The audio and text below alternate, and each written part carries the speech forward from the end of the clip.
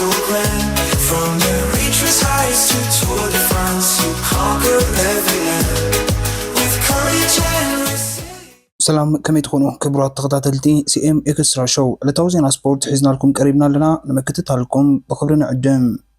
جروري إيطاليا كلتاشن إسرا حموشان زنقس أصلو من قلتا تابسومن زوغ عود حلم قانو أبزوان كابتوم 4 عبيد زبال تقررمتي اتنكو أبزو ودر هلاو نترغاقي زلو سلفينا أبال ريد بول براهان كرو بريموز روغليتشيو توم كندمك أنا أنتو زغونة تاري بوكاتشان يوناس فينغاردن أبسمدنا جران ترودر مالتا بحد ولدر عمت نزور فرنسان فولتا اسبانيان كعود كابز بالحساب هلاو نتوم أبتو ودر روغوز مسيرو قريبو اللو اتيابز اوانا ناي تحدثو غزيو زركب بيلجيماوريم كوفينو بيلدما كاب ناي تحدثو غزيو دحم ملاسو اتنكو كساتفولو زخيل ناي جراند ترودر تور دي فرانسيو اور حمله بفالمي عاوت بجامالا زور فرنسا كهدن زو فري بروموزيو ليج اب جوردي طالع كلا عاوت مسندار نابتو ودر كقنعيو عود جرودي طالع كتش انسان سسن بريموز روغليتش امناي دوم عمد جرودي طالع ساتف حمشه عاوت ناي توددريو اب كلتش انسان كلنس عاوت استراليا وابال ريد بول براهان سكرو جاي هندلي عود كلتش 14 نايرو كونتانا عود كلتش حدن إيغان برنالين عود كلتش 19 إيكوادوراوي ريتشارد كاراباس كابروغليتش كاتيلوم اب جوري طالع كساتفو وصيوم دلو ناي قدم حج عودات ناي توددريوم اب كلتش انسان جوري طالع تعاوتلو زنبره بريطانياوي تاو جيوغي هيدن هارت زاغيت مدباتو نصيرو بزي مهلاو قطر ناي تقدم حج عودات كساب ناب 7 بريخو كروسن كوينو كمزغب كم زخيل ግምታት አሎ نخاله عود جوري طالع مصازات بريموز روغليتش اتنته وددر معوات فافورايت زخونه تقدمايو تملسي بلك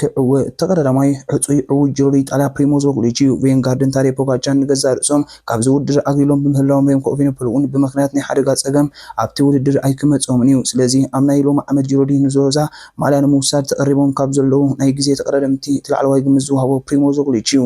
زغمتات نبوزحت رقحيتات اب قمت بمئتاو استوسديو كلكابو متقاس زاكل كلب ريد بول براهان سكرو مستكار ريد بول وعل كابتا ابتو تحيزا سميت تقدمتنا مسرع مصايا صنيحه امنايلو عامل جرودي طاليا نبريموز روغليتش سرحلو تقريبهم زلو تقدمتي اقدمو ما وزوددر دحن زخونه درجه حيزوم نوريوم تقدماين كندنا كنتن 22 نزوددر تعاوتلو زنبر اوستراليا وجاي هندلي خونن كلو تكالاي دما زحلف عمت تاري بوغاجا تقتلو كالاي ترتحيزو نبر داني مارتينيز يوم توموتيوم زلو مدرخاتون بريموز روغليتش كوينم تسورحو مدباتهم زمسلو كلتا بولبول زكير ناي ورق ناي غزي وددر كسرعان كلوا امني عقبون كام ناي زحلف عمل زحاش درجه زلوم عقب تسريعهم አለው ካብ ደቂያት ሓዲኦም ኣብ ጅሮዲ ታሪክ ክሰርሕ ይኽእሎ ኣቀዲሙ ማላጃይ ኳል ኡላ ለቢሷ ውድር ጸንሐ ሳይሞን ያተስ ኣብዚ ግዜ ኣስር ኣባሕዋ ኣዳማያት ሲዕቡ ናብ ናይ ዓባይ ጋንታ ሰጋጊሩ ኣዳማያት ሳቢዩ ኢማል ሳብ ኣውታሪ ፖጋጃ ከም ሸቃላይ ክሰርሕን ከሎ ሳይሞናት ሱና ኣብ ዛዕም ስፖርት ኣብ ቲም ቪንዛ ቪንጋርድ ዓወት ክረኽብሉ ዝኽእሉ መንገድታት ምንዳይ ክጽመድ እዩ ዞም ክልተ ይሕዋት ኣብ ክለባቶም ዝሽክልኦ ተቀረደምቲ ኣብ ምዕዋት ዘካይዱ ቅልስ ካብትን ሓድሽ ናይ ውድር ዓመት መሳጥ ክኸውን ጌርዎ ዘሎ እዩ ዞም ክልተ ተቀረደምቲ ቀንዲ መራሕቲ ናይ ጋንታታት ዮናስ ቪንጋርድን ታዴ ፖጋቻን ካብ ጅሮዲ ጣልያ ተኣሊም በምህላዎም ክልቲኦም ኣብ ዝናይለው ዓመት ካብ ስራሕ ዝነጻ ኮይኖም ንገዛርእሶም ኣብ ምዕዋት ከቃሎሲኦም ቲም ቪዝ ማህዜም ስታፍ ቪንጋርድ ኣብ ጅሮዲ ጣልያ ብዝሓበረትሉ እዋን ሳይሞን ያተስ ምስትሎም ንዓመት ፈለማ ግዜ ኣብ ጅሮዲ ሳተፉ ወንቱቫን አርት ንታጋንቷ ከም ቀንዲ መራሕቲ ኮይኖም كلسوا مخنوم أفليت ኣብ ቱር ዲ ፍራንስ ዝሓለፈ ዓመት ኣብ ዓወት ታሪክ ፖጋቻር ኣጃሙ ዘበርከተ ሳይሞን ያተስውን ወድጋንቱ ታሪክ ፖጋቻር ኣብ ጅሮዲ ብዘይ ምስታፉ ሲዕዋ ኣብ 32 ዓመት ዕድሜ ናይ ፈለማ ናይ ግራንድ ቱር ዓወት ክጽምብለሉ ዝኽእል ዕድል ዘረኺቡሎ ኣዳም ያዘሳብ 14 ዓመታት ተሳትፉ ኣብ ቱር ዲ ፍራንስ ኣብ 2023 ጥራዩ ኣብ ፖዲም ብምድያብ ሳልሳይ ተርታ ሒዙ ኣዳም ያዘሳብ ጅሮዲ ጣልያ ንዘሎ ዓቐብ ናይ ምድያብ ዓቕሙ ተጠቂሙ ነቲ ኣብ ሳልሳይ ተርታ ጥራይ ተደሪስ ዘሎ ናይ ግራንድ ቱር ደረጃኡ ከበርኽ ተጽቢት ይግበር ኣብዚ ውድድር ምስኡ ብማዕረግ ከም መርሓ ኮይኑ ንኤይ ዝቕልሳ እስፓኛዊ ኳን ኣይሶውን ኣብ ጎኑ ብምህላው ነቲ ምቑሕ ዝሰብረሉ ግዜ ሕጂ ምዃኑ ብዙሓት ይሰማምዑ ካብ ደቂያትስ ብተወሳኺ ኣባል ኮክስቴብ ሚካኤል ላንዳ ኣባል ኤፍዲጄ ዴቪድ ጋውዱ አባል ባህሬን ቪክቶሪያስ ፔሎ ቤልባኦ አባል እስራኤል ፕሪሚየር ቴክ ደርጊ አባል ጃይኮ አልኡላ ፊሊፖዛን እብልቲም ጂፒኒክ ሮማይን ባርዴቱን ኣብ ዝውድር ብዘይ ምህላዎም ፖጋቻር ቬንጋርድን ተረባሕቲ ክኾኑ ተገሚቶም ዘለዉ ተቀዳድምቲዮም ስለምንታዮም ፖጋቻን ይኹን ቬንጋርድ ነቲ መመላእታ ዘይወሰድዎ ፖጋቻ ዝሓለፈ ዓመት ብዘይ ምነ መንገድን ጅሮዲ ቱር ዲ ፍራንስ እንደሪቡ ድሕሪ ምዕቃቱ ኣብቲ ዓመት ድሕሪ ናይ ረብዓይ ዓወት ሃድኑ ቀጻሊ ክሳተፈሉ መሪጹ ዘሎ ውድድር ቮልታ እስፓኛ እዩ ፖጋቻ ዝሓለፈ ዓመት ኣብ ዝኣተወ ውድድር ብዓወታት ኣጊጹ ክወፅእ ዝኽኣለ እቲ ክሕዞ ክብድሆን ዝኽእል እንኮ ተቀዳዳማይ ዝነበረ ዮናስ ቪንጋርድ ካብ ከቢድ ንፍሂወት ፈታኒ ካብ ዝነበረ ሓደጋ ምምላስ እዩ ፖጋቻ ዝሓለፈ ዓመት ኣብ ዙር ፈረንሳ ምስ ሓድሽ ሓይሉ ሕንጻጽ ክረግጽ እንከሎ ቬንጋርድ ግን ተጋዒት እዩ ንውድድር ዛዝሙ ነይሩ ኣብ 2023 ታሪክ ፖጋቻ ተመሳሳሊ ኣብ ሊጄ ባስቶነ ሊጄ ድሕሪ ዘጋጠመ ከቢድ ሓደጋ ከም ናይ ዝሓለፈ ዓመት ናይ ቬንጋርድ እዩ ክጽገም ብሞዳርቱ ቬንጋርድ ተበቲኹ ብደቂቕ ድሕሪ ሕንጻጽ ክረግጽ ተራእዩ ናይ ዝሓለፈ ዓመት ተዓዋቲ ቫሎንዲኦር ታዴ ፖጋቻ ነቲ ክልተ ናይ ቱር ዲ ፍራንስ ዓወታት ዘለዎ ዮናስ ቪንጋርድ ናብቲ ናቱ ሰለስተ ዓወታት ከፀጉዖ እንተዘይደልዩ ፀጊሙ ኣብ ብሉፅ ቁመና ክህሉ ክግደድ እዩ። ቬንጋርድ ኣብ ጁሮ ኢጣልያ ተሳቲፉ ቀሊል ዓወት እኳ ከመስግብ እናኽኣለ እዩ እግሪ ታዴ ፖጋቻ ምስዓብ ፖጋቻ ብዝኣተዎ ዝኣቱ ዘሎ ቬንጋርድ ነዚ ዝኽተሎ ዘሎ መንገዲ ቀንዲ ምክንያት ክኸውን ዝኽእል ኣንጻር እቲ ናይ ዝሓለፈ ዓወት ብሉፅ ዝነበረ ፖጋቻ ገጢሙ ክስዕሮ ንሱ እቲ ዝበለፀ ተቐዳዳማይ ናይ 2020ታትን ምዃኑን ምምስካር እዩ። ቬንጋርድን ፖጋቻን ብበኩሪ ናይ ቮልታ እስፓኛ ዓወት ምጉንፃፍ ሓደ ንሓደ ዘካየድዎ ቅልስ ብኣግኡ እቲ ውድድር መሳጢ ክኸውን ገይርዎ ኣሎ። ጉዳይ ቤልጅማዊ ሮምኮ ኤቨነፐል ኣበይ ይስራሕ? ቤልጅማዊ ሬምኮ ኤቨነፐል ኣብ መበገሲት ከተማ ናይ ሎሚ ዓመት ቱር ዲ ፍራንስ ዝኾነት ከተማ ሊንስ ክላጋጢሞ ካብ ዘሎ መጉዳእትን ምሕዋይ ኩሉ ፃዕርታት ኣብ ምግባር ይርከብ ኣሎ። ኣብ ፈለማይ ናይ ዙር ፈረንሳ ስታፊኡ ሳሳይ ተርታ ዝሓዘ ኤቨነፐል ቅድሚ ዘጋጥሞ ሓደጋ ብዝብል ሓድሽ ናይ ውድድር ዓመት ኣብ ጁሮ ኢጣልያን ዙር ፈረንሳን ክሳተፍ ምዃኑ እዩ ኣነፂሩ ነይሩ። ይኹን እምበር ድሕሪ ብዘጋጠሙ ምግጫው ኣንጻር ናይ ፖስታ መኪና ሙሉእ ብምሉእ ካብ ጁሮ ከንሰሓብ ተገዲዱ። ወፂኦም ዘለዉ ናይ ጁሮ ኢጣልያ መድረኻት ንኤቨነፐል ዝምጥኑ ብምንባሮም ድማ እቲ ቤልጅማዊ ነታ ኣብ 2022 ቮልታ እስፓኛ ዝተዓወታ ቀያሕ ማልያ ብመንገዲ ዓወት ጁሮ ኢጣልያ ክምላኣላ ዝኽኣለ ዝነበረ ሮዛ ማልያ ሃፊፋቶላ። ኤቨነፐል ኣብ ዝሓለፈ መዓልታት ካብ ተጋጢሞ ዝነበረ ናይ መንኩብ ናይ ኣእዳውን መስበርቲ ናይ ጨዋታታት መጉዳእታት እውን ተወሲኾ ምህላው ፍሊጡ እዩ። ኤቨነፐል ካብ ኣጋጢሞ ዘሎ ማህረንቲ መንገዲ ኣርደነ ክላሲክ ናብ ውድድር ተመሊሱ ምሳሳይ ግዚኡ ሉጄ ፓስቶነ ሉጄን ምዕዋታ አንቂሉ ነይሩ። ይኹን ግን ምስሉ ኩነታት ጥዕንኡ ዝወጠኖ መደባት ዝፈርሶ ይመስል። ኤቨነፐል ንዙር ፈረንሳ እኹል ምድለዋት ገይሩ ዘይኣተዎ እንትኾን እውን ኪኖ ናይ መድረኽ ዓወት ምህዳን ኣብ ናይ ግዜ ናይ ምውዳር ተኽእሎ ፀልመተ ክኸውን ከም ዝኽእል ክኢላታት ናይቲ ዓውዲ ኣብነታት ኣሰንዮም ይረድኡ።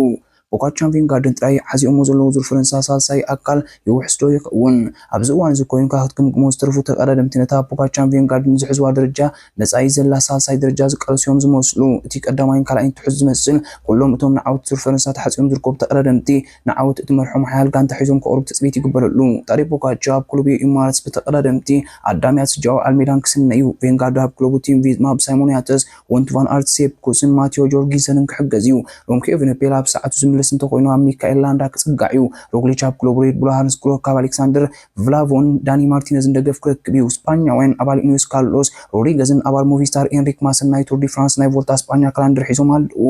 ይኹን እምበር እዞም ክልተ ተቐዳደምቲ ኣብ ተሰሪዑ ዘሎ ክልተ ናይ ግራንድ ቱር ውድድራት ክዕወቱ እዮም ኢልካ ምሕሳብ የዋህነት እዩ። በመሰረት ዘሎ ግምታት ስድራቤት ቅድም ሽክለታ ዞም ስዑ ተቐዳደምቲ ነፍሲ ወከፍ ኣብ ሳተፍሉ ናይ ግራንድ ቱር ውድድራት ክዕወትሉ ብሕፁነት ቀሪቦም ኣለዉ። ኣብ ጁሮ ኢጣልያ ኣባል ኢማራትስ ኣዳምያትስ፣ ኣብ ቱር ዲ ፍራንስ ኣባል ቲም ቪዝማ ዮናስ ቪንጋርድ፣ ኣብ ቮልታ እስፓኛ ድማ ታዴ ፖጋቻ ዓወት ኮይኑ ክወፅእ ቅድመ ግምታት ሰፊሩሎ። ኩዕሶ መርበብ ናይ ኣሰልጠንቲ ስልጠና ተዋሂቡ። ፌደሬሽን ኩዕሶ መርበብ ዞባ ማእከል ምስ ሃገራዊ ፌደሬሽን ኩዕሶ መርበብ ምውሃድን ናይ ኣሰልጠንቲ ስልጠና በስመራ ሂቡ። እቲ ካብ 7 ክሳብ 13 ጥሪ 2025 ዝተኻየደ ስልጠና ካብ ሚኒስትሪ ምክልኻል ሚኒስትሪ ትምህርትን ዝተዋፅኡ ሰልጠንቲ እዮም ተሳቲፎሞ። ክልተ ደቂ ኣንስትዮ ዝርከቦም 18 ሰልጠንቲ ድማ ተሳቲፎም። እቲ ክልሲ ሓሳብ ግብርና ተጠቕሊሉ ዝተዋሃበ ስልጠናን ኣቋማ ጋንታ ውጥን ፆታን ፆታ ብኸመይ ኣቃብ ትመርሖን ተቕልሶን ምህናፅ ጋንታ ቴክኒክ ታክቲክን ሕግታት ውድድርን ካልእን ኣተኪሩ እዩ። ዕሙቕ ዝበለ ዝተምህሮን መብርህን ተዋሂቡ። ምክትል ፕሬዚደንት ሃገራዊ ፌደሬሽን ኩዕሶ መርበብ ኣቶ ቢንያም ገብረ ሚካኤል ኣብ ኣዳራሽ ሃገራዊ ኦሎምፒክ ኮሚቴ ኣብ ዝተኻየደ ናይ መዛዘም ስነ ስርዓት እዚ ስልጠና ንኣሰልጠንቲ ሓለፍትን ዝሰክም ሞያ ምዃኑ ብምግላፅ ብዕላማ ተመሪሖም ልዑል እጃም ክበርክቱን ነዊሕ ክጥምቱን ተላብዩ። ፕሬዚደንት ፌደሬሽን ኩዕሶ እግሪ መርበብ ዞባ ማእከል ኣቶ ዓወት ፍቅሪ በወገኑ እዚ ስልጠና ድሕሪ ነዊሕ እዋን ከም ዝተዋሃበ ብምግላፅ ሰልጠንቲ ኣብ ምብርባር ዓውደ ስፖርት ብዝለዓለ ክሰርሑን ነቲ ዕድልን ዝረኸቦ ፍልጠቶም ተመክሮኦም ከመሓላልፉን ኣዘኻኺሩ። ነዚ ስልጠና ዝሃበ መምር ግብራይ ግደ ከዓ ስልጠና ብትጋትን ብዲሲፕሊን ከም ዝተኸታተሎ ብምግላፅ ዝተዋሃበ ስልጠና ክመበገስ ሪኦም ኣብ ቀጻሊ ሞክሳት እናተጠቐሙ ፍልጠቶም ከስፍሑን ተገዳስነቶም ተወዳድነቶም ኮይኖም ክቐርቡን ተላብዩ። ካብ ሰልጠንቲ መምሃራን ዳንኤል ዳዊትን ሮዛ ሚካኤልን በወገኖም ዝተዋሃቦም ዕድል ብምስካን ኣብዛ ዓውዲ ብሓፈሻ ምኹስኳስ ሰናድ ድማ ብፍላይ ብዝለዓለ ክነጥፉን ተረኦም ክዕዙን ምዃኖም ገሊፆም። ቪንጋርድ ንቮልታ እስፓኛ ከወዳደር እዩ። ሓደ ካብ ብሉፃት ተቐዳደምቲ እዋን ዝኾነ ዮናስ ቪንጋርድ ንፈለማ ግዜ ዕውት ቮልታ እስፓኛ ብምዃን ኣብ ናይ 2025 ውድድር ክሳተፍ ምዃኑ ፍሊጡ። ኣባል ክለብ ቪዝማ ዝኾነ ቪንጋርድ ኣብ 2023 ናብ ብሉፅ ብቕዓቱ እንከሎ ኣብ ቮልታ እስፓኛ ብወዲ ጋንትኡ ሰብኩስ ተበሊፁ ዕውት ናይቲ ውድድር ካብ ምዃን ተዓንቂፅ እዩ። ብዓብኡ ከዓ ሓደ ካብቶም ኣብ ሓደ ዓመት ንክልተ ናይ ግራንድ ቱር ውድድራት ዝተዓወተሎም ተቐዳዳማይ ካብ ምዃን ተገቲኡ። ኣቐዲሙ ዙር ፈረንሳ ተዓዊቱሉ ብምንባሩ ቪንጋርድ ዝሓለፈ ዓመታዊ ወርሒ ሚያዝያ ካብ ባስኬ ካንትሪ ዘጋጠሞ ከቢድ መውደቕቲ ንብቕዓቱ ፀሊዎ እዩ። ብፍላይ ሳልሳይ ተኸታታሊ ግዜ ክዕወቱ ኣብ ዝኣተዎ ዙር ፈረንሳ በቲ ቀንዲ መወዳድርቱን ዕውት ናይቲ ውድድር ታዴ ፖጋቻ ብሰፊሕ ፍልይ ተበሊፁ ካልኣይ ደረጃ ሒዙ ምዛሙ ይዝከር። ፖጋቻ ዝሓለፈ ዓመት ልዕሊ እቲ ኣብ 2022-2023 ዝነበሮ ብቕዓት ሓይሉ እዩ ነይሩ። ስለዚ ኣነ ከዓ ልዕሊ እቲ ኣብተን ዓመታት ትኤን ዝነበረኒ ብቕዓት በርቲዐ ክቕርብ ኣለኒ ክብል እውን ኣብ መወዳእታ ወርሒ ሕዳር ተዛሪቡ ነይሩ። ዓንቢ ዝኾነ ናይ ግራንድ ቱር ውድድር ዘይተዓወተ ቪንጋርድ ኣከታቲሉ ኣብ 2022-2023 ዙር ፈረንሳ ተዓዊቱሉ ነይሩ። ኣብ ናይ 2023 ውድድር ቮልታ እስፓኛ ክልተ ናይ መድረኽ ዓወታ መዝጊቡ ዝነበረ ቪንጋርድ ኣብዚ ናይ ሎሚ ዓመት ውድድር ተወሳኺ ዓወታት ከምዝግብ ሃሊኑ ምህላው እዩ ዝግለጽ። نايز عمت ولتا اسبانيا كلمنا اسبانيا مقنعو 4 متر خطاب ايطاليا كايديو الساساينا جراند تور ودر ام نفسو كف عمد دحيتهم كلتنا جراند تور ودرات يوري ايطاليا تور فرنسا يزكاد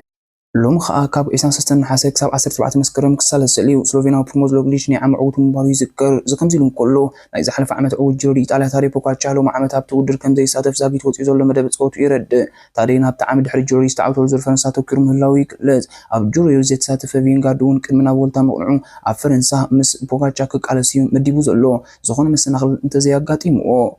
بريمير ليج حدش تاريخ تسريحو سولس مشتا بستاديوم ستانفورد بريدج مونغو تشيلسي بورنموث بتخير صوتا بريمير ليج حدش تاريخ تسريحو ماكلاي دنيا نوسانه حاجات فيديو دانت بار بمنصاغم تصوتاي بورنموث دافيد بلورخوس بقيح كارد كمبرارو محنقادو ابت صوتا تخلخال تشيلسي ماركو كوريلا نسمت قاعد تكبر بستبغسلو تصوتاي بورنموث بروكوس بصغرو سيحبو ديقو ማእከላይ ዳኛ ሮበርት ጆንስ ነዚ ፍጻሜ እዚ ንኽፃረብ ብቕጥታና ቫር ከይዱ ድሕሪ ምዕዛቡ ከዓ ተናጓፂ ባህሪ ዘይኮነ ብምግላፅ ብጫ ካርድ ሂቡ ሓሊፉ በዚ ከዓ እዛ ፀወታ እዚኣ ብታሪክ ፕሪምየር ሊግ ንፈለማ ግዜ ዳኛ ናይ ቫር ውሳኔ ቀይሕ ካርድ ዝነፀገላ ፀወታ ኮይና ኣላ ነቲ ውሳነ ዝነፀገ ዳኛ እንታይ ዓይነት ስጉምቲ ከም ዝውሰደሉ ግን ብሕጂ ዝርአ እዩ እቲ ግጥም 2-2 እዩ ተዛዚሙ أرسنال لويس كيلي حدش وعلك تقربوا لها كلب سمي لندن أرسنال نمسي تساطاي لويس كيلي حدش وعلك تقربوا له تحسب كم ذا لايك لز غانرز كنت سبورتهم على زر إيزولوز ود 18 عمت فريما كرم سخون لويس كيلي كم زحقوا ساعة حبيرون ودا يزور زكاتات الجازيت إنيا فابريزيو رومانو استتصاطاي كان نايت كلب ناينو وحوان مربات مقانو يأمن إنجليزاو تساطاي لويس كيلي بزعمت سبورت تابشو عتسقطات ليك تساتيفو أبصبوب عتين صفار كم زلوي فلت بنزيما نا أرسنال تصبو أمراسيو فرديناند أبز حج وان كم تنتان خوين سرح زلو تساطاي إنجليز نبر ريو فرديناند نبنزيما مفرام مفتح ناي كلمة مسمر كلب أرسنال مقانو قليتو ريو فرديناند كريم بنزيما بلق حنجت شوارح مفرام مسمر متكا أرسنال مفتح زخوني مثل نكبل تسميعو غانر سام مسكو زور انتو حد كعي كتفرم تسعر كم زلا يقلت أرسنال أبز حلفو 24 ساعات مسبر كتزبلو أتقعت أوروبا كم زتيت مستقلب قرب زلو مجتات حبيروم أموريم ماوغير حج زيارة رئيسة أمان نتعلقو أسلطان مانشستر يونايتد روبن أموريم حريمو غير كلمة حدث معدات أنصار أرسنال أبز نبر صوتا مسبر تخلو كم ستة قليتو حريمو غير كلمة صوتا أرسنال أنصار أبز نبر معلتي أبعرات حيمو كم زنبر نصبو وعد كم زير أين كتصوت كم زتحدثن يقلت روبن أموريم كلمة صوتا حريمو غير تغيريو مغنيات زي بوزح رئيسة أمان نسلزم عبليلو أب صوتا أنصار أرسنال مو غير حيمو كوانت نبر كساب زدك موغن كل عقمو جبيو تساويتو أسلطان روبن أموريم كاب كلهم تساوت الزليو زيويلو تروزارد قبل ليفربول تصاوت خنقبر ندلينا ناي كنفت كاي أرسنال لياندرو تروزارد قانتو قبل مرحلة ليك ليفربول تصلوا كتحضر كم تدل قليتو تروزارد هاب توتنهام جميرنا لنا نفسنا كن رأي أم نفسو كب صوتا كن عوتن تروزارد دحر مبال كل جزي قبل ليفربول تصاوت خنقبر ندلينا يلو تروزارد قبل توتنهام زيارة شتات كان مسجب مخالنا نيرنا بتزر خبنا سنة بجن حقوساتنا يلو دكلان رايس بوغنو لو مع 10 شوطات زي مزغاب علنا تاتاي نبرنا حموشتوش شوطات كن مسغب نخل نيرنا يلو زي مزغابنا كن ازيو زحرقكا بلوص أسلطان يزور حسريع الله خينو بلوص أسلطان ورحت حساسنا 2024 عمت سبورت إيطاليا أما بالعسرة سومنو الله خينو بز مسرت أسلطان إنتر ميلان سيمون إنزاغنا يزور بلوص أسلطان سريع تبايلو تشلمو أسلطان سيمون إنزاغني إنتر ميلان دامر حاب زورحي أبز كيرا بلوص صوتات سريع كأوت كيلو زخبركم تخطيتنا نحج حزنا زقربنا على توزينا سبورت إذا تكتاتلو تصنحكم يوم أبز قتل مكتلكم يتوقارصوا كالون سلزلو تنا 4 حقتات شير لايك كومنت سبسكرايب هايسلون ودحنكم أمبسا بني بعال سره أمبسا بني بعال سره أمبسا بني بعال سره أمبسا